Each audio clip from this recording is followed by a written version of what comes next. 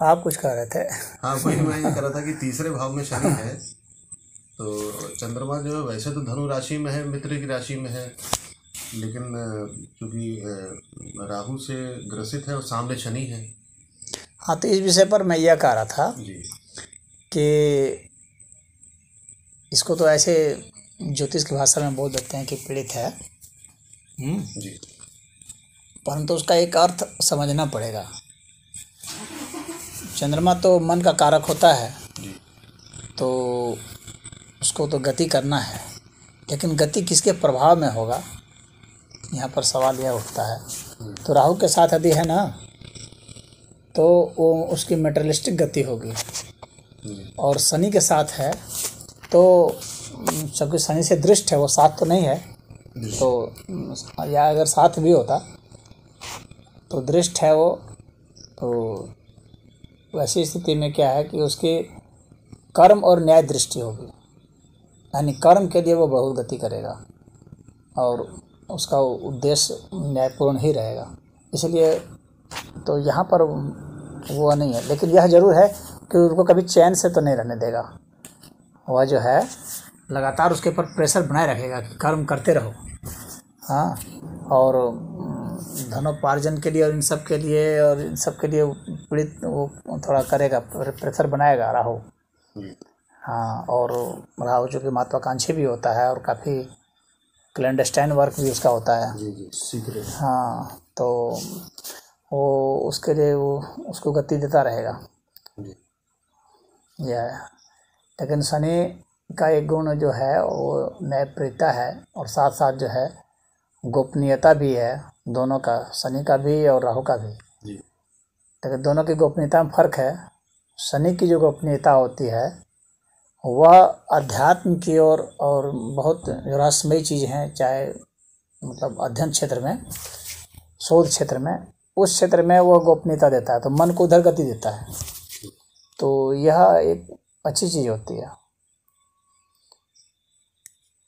तो यहाँ पर आपके लिए है, लेकिन जहाँ तक उसकी बात है कि उसको बिल्कुल शांत स्थिर वातावरण में वो रहने देगा, तो ऐसा तो नहीं गुरु जी, जैसे राहु है, राहु की अपनी राहु की परिभाषा है, शनि की अपनी परिभाषा है, और जब दोनों के बीच में चंद्रमा जो है, या ये कहिए कि जो जातक है उस जिसको चालना कहते हैं, उसी में फंस नहीं जाता है कि कभी इंसान ऐसे हो सकता है कि बिलीफ की वजह से मैं ऐसा करता हूँ, लेकिन कई बार ऐसा देखा है कि कई बार त्यागने का मन करता है और कई बार अगले दिन उसको पकड़ने का मन कर जाएगा, फिर परसों छोड़ने का मन कर जाएगा। कोई भी चीज़ हो, चाहे धन हो चाहे प्रतिष्ठा हो।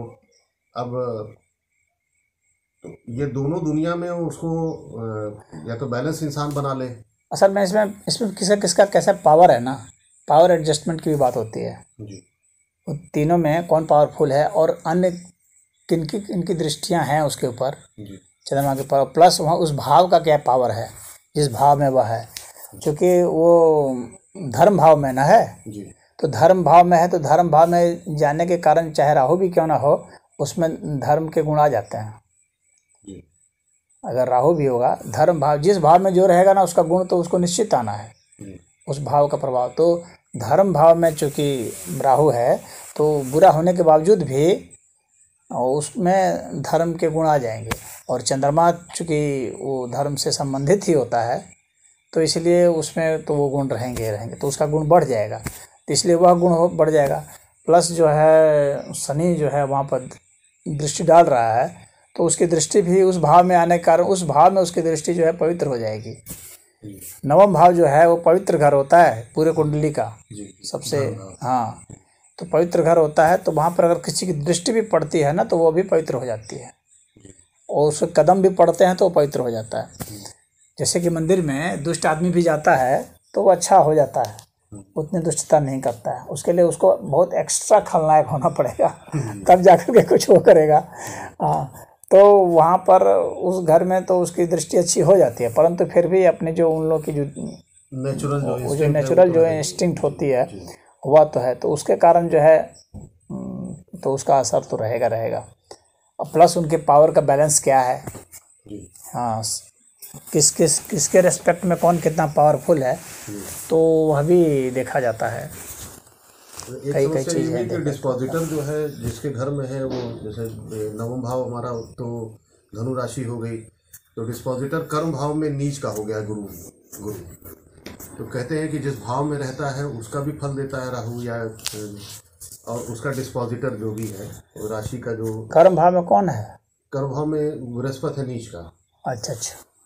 ये भी हमको जो है कई बार उठा पटक किया है, जैसे मतलब कई जगह फैला उला के रखना और ये सब चीज़ें हो सकता है नियंत्रित न रहना है। फिर उसकी महादशा अंतरदशा वगैरह भी तो आती है ना, तो उसके हिसाब से भी तो फिर फल होते हैं। हाँ, बहुत सारे कॉम्बिनेशंस हैं, जी।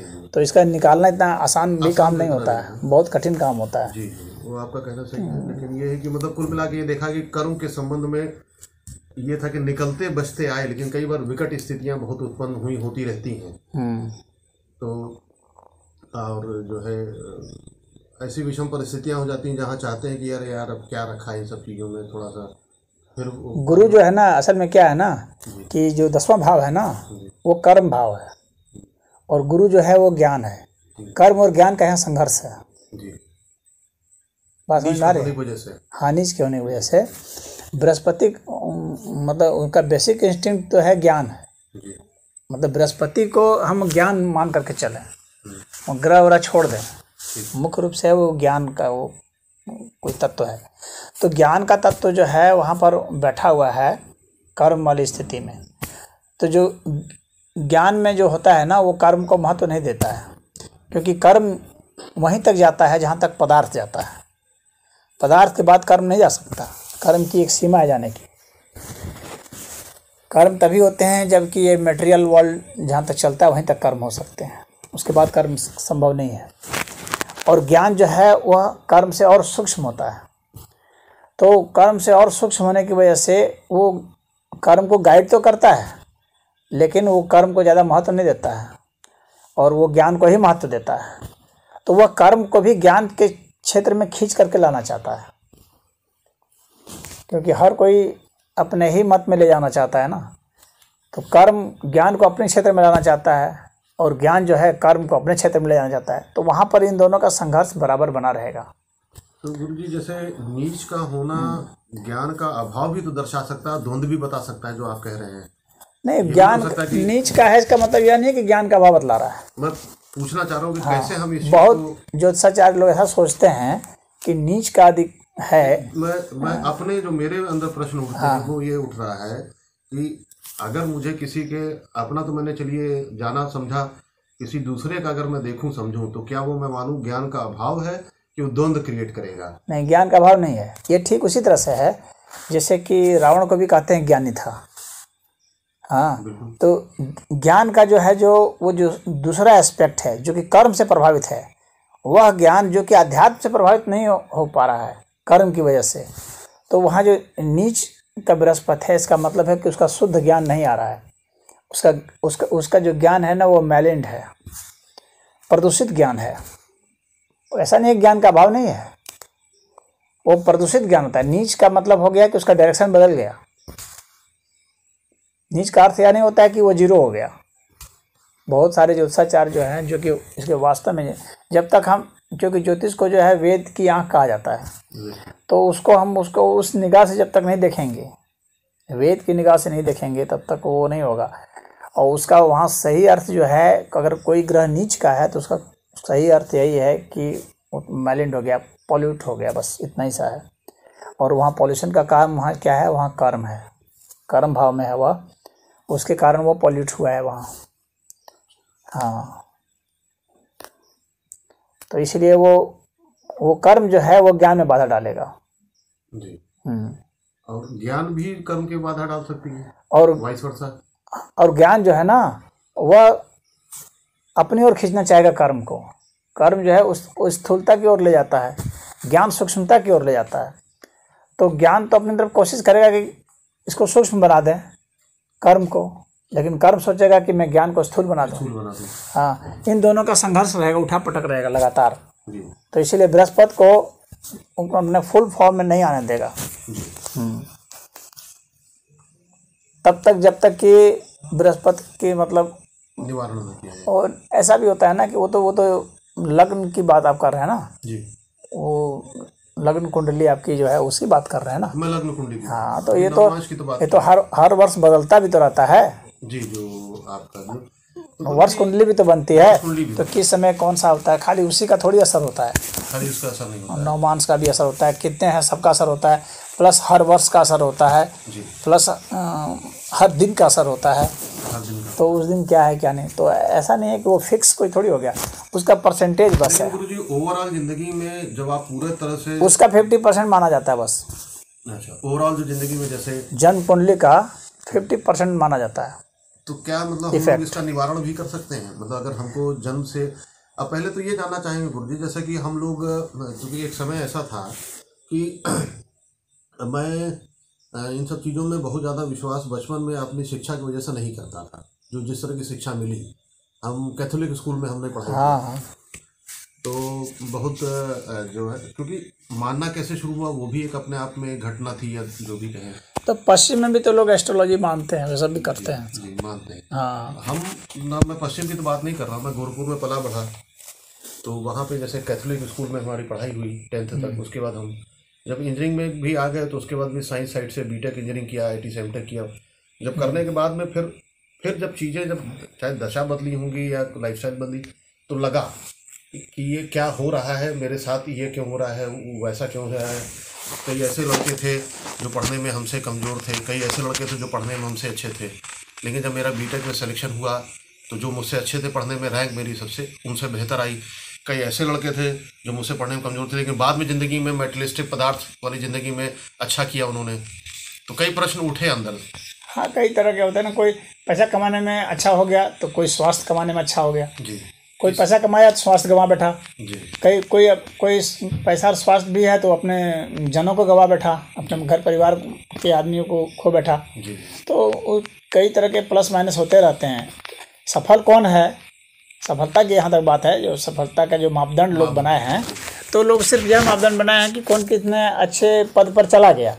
लेकिन सफलता का मापदंड सिर्फ यही एक स्केल थोड़ी होता है। जी, उसने जो पैसे कमाए कितना रख पाया, यह भी तो एक है होता है।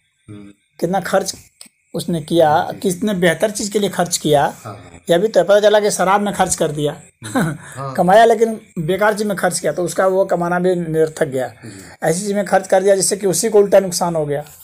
हाँ, तो उसकी बुद्धि कहाँ किस में जाती है, प्लस उसके इर्द गिर्द अपने यार दोस्तों को वो कितना बनाया कि खोया, अपने रिश्तेदारों नातेदारों को, अपने घर परिवार को कितना समेट के चला।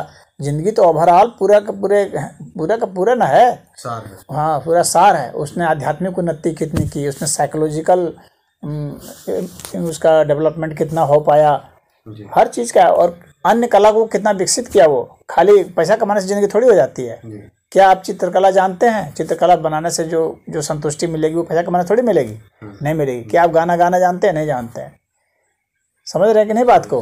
क्या आप डांस करना जानते हैं? नहीं जानते। तो कई तरह की कलाओं का भी जो, हाँ, कविता बनाना जानते हैं? नहीं जानते हैं। तो कई तरह की कलाओं का जो विकास होता है, साहित्य का अध्ययन होता है, इन सब से एक अलग संतुष्टि मिलती है ना। ये भी तो जीवन की क्वालिटी है।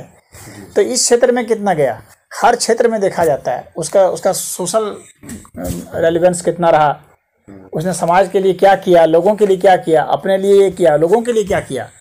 क्योंकि लोगों के लिए जो किया जाएगा वही याद रखा जाएगा, वही उसी की मानता होगी। आप किस साबुन से नहाए कोई पूछने नहीं जा रहा है, लेकिन आपने किसके लिए कितना किया, आने वाली पीढ़ी ये पूछेगी ना कि मेरे लिए तुमने क्या कर दिया। आप कौन कौन दारू पिए ये कोई नहीं पूछने जाएगा आपके मरने के बाद।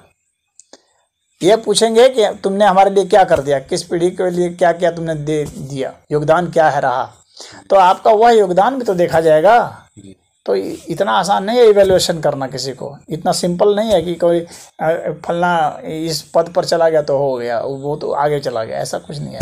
इतना सिंपल इवैल्यूएशन नहीं है। तो जैसे गुरुजी ये चीज़ जान था, ये इसमें प्रश्न एक और उठता है, जैसे हम लोग अपने समाज में रहते हैं, 10 तरह के अच्छे और बुरे 100 काम करते हैं, लेकिन हम अपने पथ को ठीक कर पाएँ, कुछ लोग नहीं कर पाते हैं, कुछ लोग कर ले जाते हैं। ये भी क्या ये ग्रहों से संबंधित होता है? जैसे हमारे घर में हम 3 भाई थे, और पढ़ाई लिखाई की अगर एकेडमी की बात की जाए, दोनों भाई हमसे बहुत अच्छे थे, लेकिन जब कंपटीशन और इस तरह की बात आई तो हमारा परफॉर्मेंस बेटर था। एक भाई अल्टीमेटली अपनी जान गंवा बैठा, मतलब घर के अपने कुछ भी ऐसे कारण थे, गृह कलेश भी था माता पिताजी के बीच में। तो वो जब रास्ता हमने भी वही काम किया जो उसने किया, गलत दिशा में, लेकिन हमको क्या अब ये मैं नहीं कर बता पाऊंगा कि क्या चीज़ थी जो मुझे पलटा गई या क्या चीज़ उसको नहीं वापस ला पाई। तो ये सब सवाल हमारे दिमाग में हमेशा रहे और आज भी हैं, जो एक कि कहीं कहीं ग्रहों की चाल, ग्रहों का जो संचालन है, या शायद जो कॉस्मिक एनर्जी के रूप में बात किया जाए, तो जो हम कॉस्मिक एनर्जी जब मैं पैदा हुआ था तो उसमें अगर डिफरेंट फ्रिक्वेंसीज से अगर ये कंपोजिशन है तो उसमें कुछ डेफिशिएंसीज थी हमारे अंदर में, कुछ एक्स्ट्रा थी, कुछ बढ़िया थी, बैलेंस में थी। तो शायद ग्रह भी हमारे अंदर हों अगर हम ब्रह्मांड को मानते हैं। तो ये कई बार होता है, तो फिर एक फिक्सेशन हो जाता है कि अगर हम if it is fixed at the time when I was born, तो can I modify myself by doing something, या जो चाल है उनको हम बदल सकते हैं कि नहीं बदल सकते हैं। एक जगह हमने उल्लेख पढ़ा था स्वामी निरंजनानंद सरस्वती का कि जब आपको आपके ग्रहों की चाल की वजह से जो है आपका ये जैसे अपार्टमेंट है, हाई राइज सोसाइटी है, बिल्डिंग है, वो आपको दे दी गई है, बिल्डर ने क्या मटेरियल बनाया है आपको इसमें बहुत ज़्यादा से नहीं है, लेकिन उस घर के अंदर में आप कैसा सजाएंगे ये आपके ऊपर इस लाइफ में निर्भर करता है। तो प्रश्न उठता है कि क्या हम, जैसे मैं अगर किसी वजह से परेशान हूँ कि नहीं अपनी वजहों से, जो मुझे लग रहा है कि हाँ मेरे ग्रह दृष्टि से दिख रहा है, हम उसको बदल सकते हैं या कुछ ऑल्टर कर सकते हैं या नहीं? ऐसा है कि हम जो भी अल्टरेशन करते हैं that also comes with in the framework of those planets and nakshatras. सब कॉन्स्टलेशन ऑफ प्लैनेट्स के अंडर में ही आएगा ये बदलाव भी। हम तो ये नहीं जानते हैं ना कि क्या होने वाला है, तो हम फिर कैसे कह सकते हैं कि हमने बदला या नहीं बदला। तो हमारी अपनी जो थॉट है, उस थॉट के हिसाब से जो हम वर्क करते हैं वो हम करते रहेंगे, और वही करता ही है मनुष्य।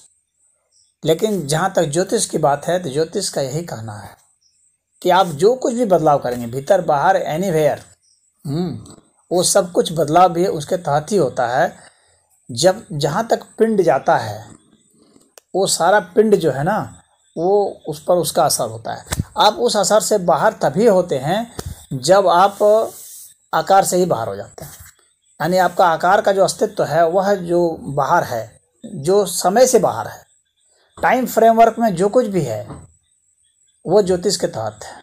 ज्योतिष जो है टोटल फैक्टर्स को, जितने मैटर होते हैं, मैटर है, स्पेस है, टाइम है, तो टाइम के हिसाब से वो बाकी का कैलकुलेशन करता है, उसी का विज्ञान है वो जी। ज्योतिष का मतलब यही होता है कि वो टाइम से वो सब चीज़ का, वो कौन चीज़ का कहाँ पर विन्यास है, कहाँ पर किसका एडजस्टमेंट है, किसका किससे रिलेशन है, और किस तरह से किसका डेवलपमेंट है, और किस तरह से उनकी कैसी गति होगी, ये सब गति जो है वो टाइम फैक्टर से ही वो डिसाइड कर देता है। यानी टोटल फैक्टर में से एक फैक्टर को लेके वो चलता है। मोटे तौर पर बात यही है, टाइम को लेके। तो टाइम की जहाँ तक स्थिति है, जहाँ से जहाँ तक समय की अपनी सीमा है, काल आत्मा जहाँ तक है वहाँ तक उसका प्रभाव है और वो रहेगा। यानी अणु परमाणु तक में भी काल की गणना होती है, वहाँ पर उसका असर रहेगा। हम उसको कैलकुलेट कर पाएँ या नहीं कर पाएँ ये तो हमारी अपनी प्रॉब्लम है, हाँ, लेकिन उसको कोई मतलब नहीं है। मतलब वहाँ पर टाइम है तो इसका मतलब है कि वो टाइम के कैलकुलेशन के तहत है। कोई चीज़, कोई पेड़ कितना समय तक जिएगा और उसके बाद भरभरा के गिरेगा, तो कितना समय तक उसको पेड़ को बढ़ाया जाएगा। तो ये टाइम जो है भीतर इनहेरेंट, उसका नॉलेज इनहेरेंट है ना, उस मैटर में नॉलेज इनहेरेंट है, या टाइम का नॉलेज कि इसको इतने टाइम तक ही इसको ले जाना है, उसके बाद फिर इसको गिरना है। मतलब वो प्रोग्राम्ड है टाइम, हाँ प्रोग्राम्ड है उसमें, उस अणु में। हाँ, तभी तो ये पेड़ है चाहे मनुष्य है, पता चला कि 100 से 200 बरस तक जीता है, यही ना मनुष्य जीता है। 2 बरस तक जाते जाते उसको टैं ही बोल ही जाना है, कितना भी बढ़िया कुछ भी करे वो, तो उसका इसमें प्रोग्राम्ड है भीतर से, तो उसके हिसाब से वो व्यवहार करता है। तो वो किस तरह से टूटेगा, कैसे टूटने के बाद क्या उनको गति होगी, वो भी प्रोग्राम्ड है। हर चीज़ उसके अंतर्निहित है, तो अंतर्निहित है तो वो उसके तहत आ ही जाता है। हम कितना कैलकुलेशन कर पाते हैं वो दीगर बात है। ऐसा नहीं है कि ज्योतिष विद्या परफेक्ट है, लेकिन उसको अभी और डेवलपमेंट करना है, और बारीक बारीक कैलकुलेशन करना उसको सीखना है, जो उसने अभी नहीं सीखा, या अन्य और भी जो चीज़ें हैं जिसको शामिल नहीं किया उसको करना चाहिए, जो उसमें लगे हुए हैं एस्ट्रोलॉजी में, तो उनको अन्य चीज़ों को भी और कंसिडर करना चाहिए, वहीं तक नहीं रुक जाना चाहिए जहाँ तक बताया गया था। अपना भी तो कुछ शोध करके उसमें कुछ फैक्टर्स डालते रहना चाहिए। लेकिन जहाँ तक बात है कि कहाँ तक उसकी सीमा है, तो वहाँ तक है, जहाँ तक पदार्थ है वहाँ तक उसकी सीमा है। जहाँ तक मैटर है वहाँ तक टाइम है, बस सीरीज। और हमारे अस्तित्व का जो मैटर पक्ष नहीं है, हाँ, जो इमेटेरियल है हमारे में, हाँ, जो मैटर से परे है, तो वह जो हमारा जो स्पिरिचुअल एस्पेक्ट है उसको प्रभावित नहीं करता है ज्योतिष कभी भी।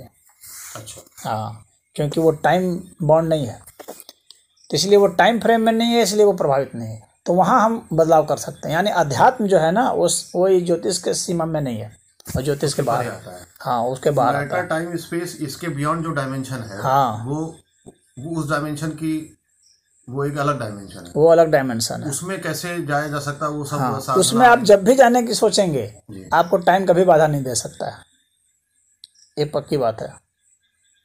अध्यात्म में जब आप गति अपना करना चाहेंगे तो उसमें समय बाधा नहीं दे सकता है, क्योंकि उसकी जो गति होती है ना वो अंदरूनी गति होती है। वो क्या होता है ना उसमें, कैसे, जैसे कि आप ये समझिए कि कोई चीज़ है तो जो जा रहा है, तो इसका अगर मोटे तौर पर डायरेक्शन देखें तो 10 डायरेक्शन माना जाता है, आगे पीछे ऐसे ऐसे ऊपर नीचे और कोने में, ठीक है, ये 10 माना जाता है। लेकिन अध्यात्म की गति क्या है कि उसके भीतर ही है, यानी जैसे तब तो उसके भीतर ही अपने भीतर गति करते हैं, ना कि बाहर गति करते हैं किसी डायरेक्शन में। तो उसका डायरेक्शन चूंकि बाह्य गति है वो 10 तरह की, ऊपर नीचे और ये हाँ, 4 दिशा और उसके बीच हाँ, वो 10 तरह की गतियाँ मानी जाती है, 10 दिशा। हाँ, तो अध्यात्म जो है 11वीं दिशा है एक तरह से। यह दिशा नहीं है लेकिन इसको फिर भी दिशा कह दिया जा रहा है। ये अपने भीतर ही गति करता है, अपने भीतर ही सिकुड़ता चला जाता है। तो इसके कारण क्या है कि ये टाइम में नहीं आ पाता है और ये डायरेक्शन में भी नहीं आ पाता है। इसलिए ये स्पेस में भी नहीं आ पाता है। अध्यात्म स्पेस में नहीं आ पाता और मैटर में भी नहीं आएगा और टाइम में भी नहीं आएगा। इसलिए अध्यात्म एक बिल्कुल ही अलग ही डायमेंशन है, अलग आयाम है बिल्कुल। ये जो अभी हम लोग यहाँ मटेरियल वर्ल्ड में जो देखते हैं, मैटर टाइम स्पेस का जो डायमेंशन, इस डायमेंशन में नहीं है, ये बिल्कुल ही अलग डायमेंशन है। इसलिए जब भी व्यक्ति योग करने की कोशिश करता है, अंदरूनी जाने की कोशिश करेगा, तो उस वक्त उसका जो थॉट प्रोसेस है वो उसको अपने अंदर ले जाता है और वह जो है टाइम उसमें बाधा नहीं बन पाता है कभी भी। ना मैटर बाधा बनेगा, ना स्पेस बाधा बनेगा। आपको अगर जगह नहीं भी मिली है, मंदिर है, मस्जिद है, या कोई है, खेत खलिहान है, पेड़ है, पौधे हैं, या बैठे हैं नहीं हैं बैठे हैं, उसका कोई फर्क नहीं पड़ता है। शुरुआत में साधक के लिए फर्क पड़ सकता है, साधक के लिए, लेकिन जहाँ से स्पिरिचुअलिज्म शुरू होगी वास्तविक अर्थ में, वहाँ से फर्क नहीं पड़ेगा। तो इसलिए जब भी व्यक्ति, इसलिए भगवान ने गीता में कहा है कि कोई भी व्यक्ति जो एक बार योग के पथ पर चलना शुरू करता है वो कभी भी, अर्जुन, योग भ्रष्ट नहीं होता है, भगवान ने कहा है। हाँ, उसको कभी भी नुकसान नहीं होता है और कभी भी वो योग से च्युत नहीं होता। लेकिन फिर क्या ऐसा वो करे कि वो उस रास्ते पे चले, क्योंकि रास्ते तो कई बताए गए हैं। जब उसका उद्देश्य धरती के किसी पदार्थ को पाना नहीं रहेगा, विकार रहित हो जाए, हाँ, जब उसका उद्देश्य किसी भी धरती में जो जिन चीज़ों के कामना लोग करते हैं, हाँ, ये सब, इन सब की डिजायर नहीं रहेगी, तब अपने आप ही फिर वो किसी प्रकार की कोई भी चीज़ करेगा, कोई फर्क नहीं पड़ता। लेकिन जो गुरुजी जैसे संस्कार जो होते हैं हम लोगों के, जैसे हम इस जन्म के संस्कार हैं, पूर्व जन्म को भी अगर विश्वास करें संस्कार है, तो कई बार हम लोग उससे च्युत तो हो ही जाते हैं। जैसे हमने आज सोचा, हमारा फ्रेम ऑफ माइंड आज ये है कि ठीक है इस दिशा में चलना है, लेकिन हो सकता है कल हमारा फ्रेम ऑफ माइंड किन्हीं वजहों से सेंसस को देखते हुए फिर च्युत हो जाए। हाँ, तो वह एक अलग बात है ना। अभी अध्यात्म की तो वह शुरुआत हुई नहीं, अभी तो थॉट प्रोसेस पर है वो। अभी तो ये तो किसी भी तरफ से जा सकता है। At this position you can go anywhere. हाँ, इधर you can come to this side और you can go to that side. तो you are in the middle, तो you are in the middle position, so you can deviate to any path, either of the path. But this is not the spiritual path. But from here you can start, you have the option to start. बस इतना ही है. हाँ, तो वो जो that option is not the spiritualism, but it is necessary that it is the point at least. From that point you can go ahead if you choose to go. But if you do not need that, that is your choice. You do not need, so why to go there? But if you decide to go there, then from that position spiritualism starts, and time would not in any case disturb that. Time cannot disturb that. That is fact thing. तो जैसे अब प्रश्न ये है मेरा कि जैसे मान लीजिए कि अगर हमने इस आध्यात्म की तरफ सोचने का निर्णय किया या सोचा या डिसाइड किया, तो अब हम कितना आगे जा सकते हैं, या क्या बाधाएं आएंगी, या क्या हम वहाँ से वापस आते हैं या नहीं आते हैं, जो भी है वो हमारे वर्तमान कंडीशन ऑफ माइंड पे निर्भर करता है या करेगा हम। हाँ, जितने ये सब जो संसार में जो चीज़ कामनाएं होती हैं, इन कामनाओं का फोर्स कितना है इसी के ऊपर निर्भर करता है। इन कामनाओं का फोर्स अगर ज़्यादा होगा तो या अभी ये कच्चा होगा, पका नहीं होगा। अगर इनके अनुभव पके हुए नहीं होंगे, अभी कुछ बाकी होगा, ये देखना है, वो देखना है, ये सब बाकी होगा, तो जाहिर सी बात है कि अट्रैक्शन थोड़ा बहुत रहेगा ना। तो अट्रैक्शन रहेगा तो वही बाधा है, अट्रैक्शन जो इस तरफ है। अन्यथा करके वो भी जब आदमी पथ में बढ़ता रहता तो वो भी गिरते जाते होंगे। हाँ, वो तो क्योंकि हम उस पथ पे गए नहीं तो इसलिए पता नहीं। हाँ, तो वो ऐसा है कि जब वो आदमी उस तरफ चलेगा तो उसको पता लग जाएगा कि इधर अगर कुछ बेहतर चीज़ है तो इधर अपने आप आकर्षण घट जाएगा। If you get better thing, why would you go for the worst thing.